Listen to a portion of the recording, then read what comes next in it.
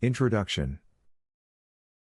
If you were to survey the general population, it would not be surprising to discover that most people skip the introduction of any book they are given. But let me implore you to resist the norm, for the following pages may not make sense without it. Part 1 of this book lays a foundation.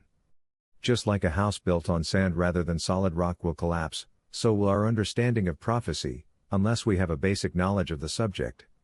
In this part we'll address topics such as the nature of prophecy, can it be trusted, and why is it all based around Israel, to name a few. I will then reveal in Part 2, multiple general prophecies, relating to the build-up to end times, and where these can be found in the Bible. I liken these to breadcrumbs that guide us to the end. It's important to stress that these prophecies do not deal with events that will actually occur at the very end, but simply a trail of breadcrumbs that lead the way. If you want to know more about the actual end of the world, and what will happen during that time, then you need to read my sequel titled, Apocalypse, and then the end will come. But back to this book. Once we've identified the general prophecies, we'll follow the breadcrumb trail, and compare them against current world events. This allows us to pose a simple, yet profound question: do present-day events align with biblical prophecy? The answer can only be yes, no, or somewhere in between. To aid us in this matter, I have placed tick boxes at the end of each section in Part 2 for you to indicate your opinion. It will be fascinating to see if we both come to the same conclusion. Once we've identified the breadcrumb prophecies, we'll take a look at those relating to society as a whole in Part 3 of this book.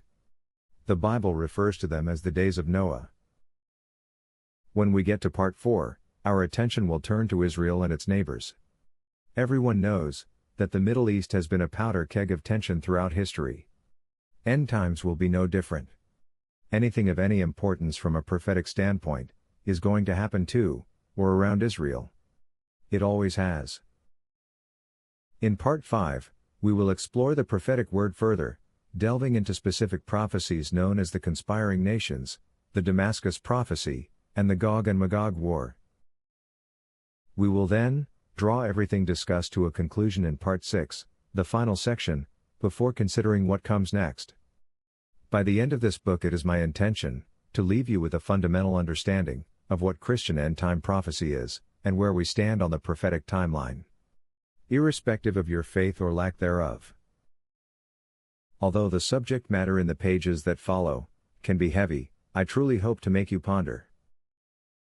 One last thought: if you are not a Christian, and at some point whilst reading these pages, you sense God calling you, listen to your instincts and act upon them.